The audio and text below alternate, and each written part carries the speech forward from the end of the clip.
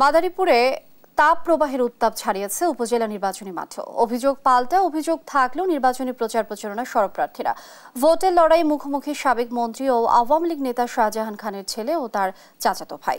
সহকর্মী শিব শঙ্কর রবি দাসের পাঠানো তথ্য ছবিতে আপন অপর ডেস্ক রিপোর্ট। মন্ত্রী এমপির স্বজনদের উপজেলা নির্বাচনে অংশ না নিতে আওয়ামী লীগের নির্দেশনা থাকলেও তা উপেক্ষিত। মাদারীপুর উপজেলা পরিষদ নির্বাচনে প্রধান দুই প্রতিদ্বন্দ্বী সাবেক মন্ত্রী ও আওয়ামী লীগের প্রেসিডিয়াম সদস্য শাহজাহান খান এমপির নিকটাত্মীয়। আনারস প্রতীকে তার ছেলে যুবলীগের কেন্দ্রীয় নেতা আসিবুর রহমান খান আর মোটরসাইকেল প্রতীকে নির্বাচন করছেন তার চাচাতো ভাই পাবেলুর রহমান শফিক খান। দুই প্রার্থী প্রভাবশালী হওয়ায় চলছে জমজমাট প্রচার প্রচারণা। ইতিমধ্যেই শহর থেকে পাড়া মহল্লাও ছেয়ে গেছে পোস্টার ফেস্টুনে। ভোটাররাও নির্বাচনী আমেজে উৎফুল্ল। দুইজন প্রার্থী চাচা এবং ভাতিজা, ভোট তো এক ঘরে যাইবে। যারে সবসময় কাছে পাবো সেই ব্যক্তিরই দেব। ভোটের লড়াইকে পারিবারিক ঐতিহ্য হিসেবে দেখছেন আসিফ খান। প্রতিদ্বন্দ্বী প্রার্থীর বিরুদ্ধে রয়েছে তার বিভিন্ন অভিযোগ।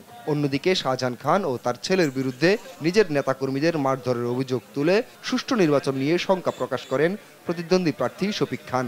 তারা গলা নামে ফেলবে, তারা আপনার কি আসার দিয়ে পেটি গলায় ফেলবে, এরকম বক্তৃতাও তারা দিচ্ছে। তারপর অশালীন বক্তৃতা এইগুলোও দিচ্ছে, আমাদের নামে উল্টাপাল্টা কথা বলছে এবং আমার পিতাকে ঘিরে তো তারা অজস্র মিথ্যাচার করছে। মাদারীপুরের সংসদ সদস্য শাহজাহান খানের অবাধ বিচরণ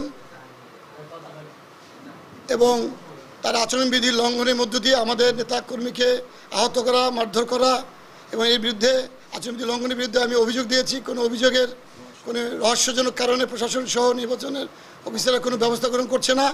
এদিকে নিজের বিরুদ্ধে আনা অভিযোগ অস্বীকার করেন আওয়ামী লীগের প্রেসিডিয়াম সদস্য শাহজাহান খান এমপি। সকালবেলায় আপনাদের তাদের দিকে আসলাম, আমার এক পুজোর তারা দেখে আসলাম। আমি তো নির্বাচনের কথা কোথাও করিনি, এটাতে অভিযোগ করে এটা মিথ্যা। তবে প্রার্থীদের পাল্টাপাল্টি অভিযোগ থাকলেও নির্বাচন সুষ্ঠু করতে সব ব্যবস্থা নেওয়ার কথা জানিয়েছেন জেলা প্রশাসক। সাধারণ জনগণ যেন সুষ্ঠুভাবে ভোট কেন্দ্রে আসতে পারে এবং শান্তিপূর্ণভাবে তারা যেন ভোটের অধিকার যেন তারা এক্সারসাইজ করতে পারে, সেই জন্য আমাদের সর্বাত্মক আয়োজন আমাদের অব্যাহত আছে। মাদারীপুর উপজেলা নির্বাচনে চেয়ারম্যান পদে 2 জন, ভাইস চেয়ারম্যান পদে 3 জন এবং মহিলা ভাইস চেয়ারম্যান পদে 5 জন প্রতিদ্বন্দ্বিতা করছেন। ভোট হবে আগামী 8 মে। নিউজ ডেস্ক, দেশ টিভি।